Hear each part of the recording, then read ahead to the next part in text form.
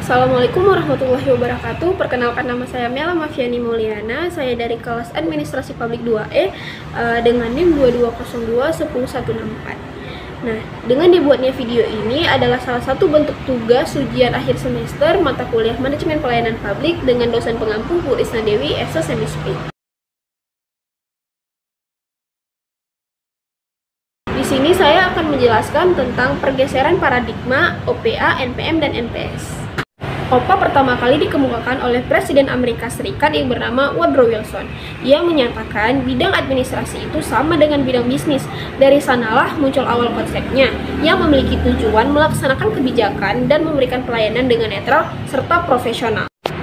OPA dimulai ketika awal kelahiran dari administrasi publik itu sendiri, sebagaimana yang sudah dijelaskan oleh Teguh Kurniawan. Paradigma administrasi publik dari perilaku muda klasik ke NPM dan selanjutnya ke NPS. Menurut Den Haag, terdapat 6 poin karakteristik dari OPA.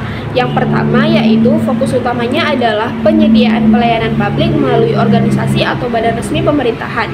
Yang kedua, kebijakan publik administrasi negara dipahami sebagai penataan dan pengimplementasian kebijakan yang berfokus pada cara, yaitu tujuan yang bersifat politik. Yang ketiga, administrator publik memainkan peranan yang terbatas dalam perumusan kebijakan publik dan pemerintah. Yang keempat, diselenggarakan oleh administrator yang bertanggung jawab kepada pejabat publik. Dan yang kelima, program-program publik dilaksanakan melalui organisasi yang hierarkis dan terkontrol ketat oleh pimpinan organisasi.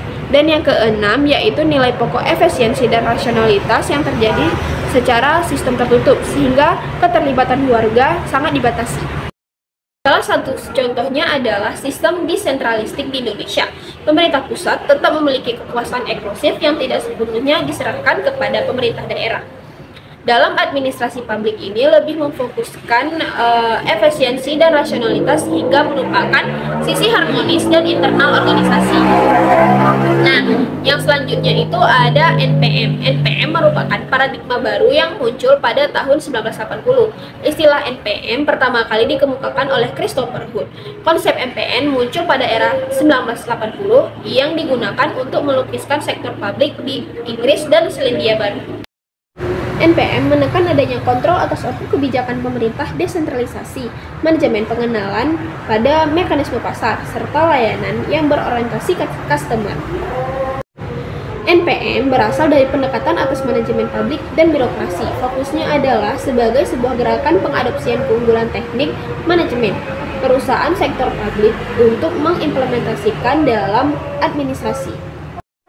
Prinsip-prinsip NPM yang pertama, penekanan pada keahlian manajemen profesional dalam pengendalian organisasi. Dan yang kedua adalah standar tegas yang terukur atas performa organisasi termasuk klarifikasi tujuan dan target indikator-indikator keberhasilan. Yang ketiga adalah peralihan dan pemanfaatan kendali input menjadi output. Yang keempat, pemeliharaan dari segi sistem manajemen tersentral menjadi desentralistik.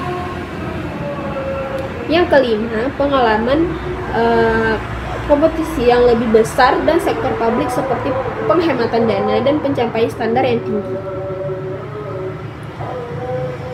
Yang keenam, menekan pada praktik-praktik manajemen yang bergaya perusahaan swasta. Dan yang ketujuh, penekanan pasar, pemangkasan efisiensi, dan melakukan lebih banyak sumber daya yang lebih sedikit. Nah, yang terakhir itu ada NPS. Konsep ini dimunculkan melalui tulisan Robert P. Den Haag yang berjudul New Public Service. Paradigma ini dimaksudkan untuk mengembangkan paradigma administrasi yang menjadi arus utama, yakni paradigma NPM, dan juga dianggap sebagai usaha kritikan terhadap paradigma OPA.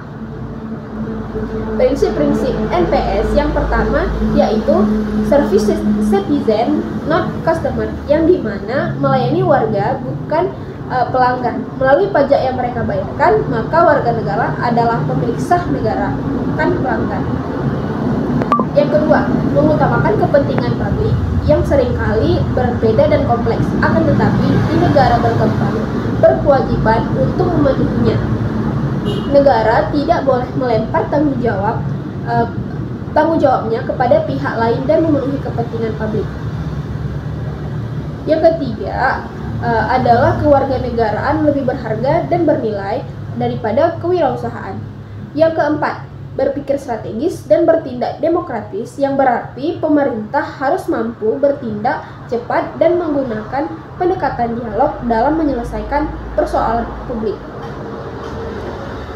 Yang kelima, menyadari bahwa akuntabilitas tidak mudah, yang berarti penanggung-jawaban merupakan proses yang sulit dan terikat, sehingga harus dilakukan dengan metode yang tepat.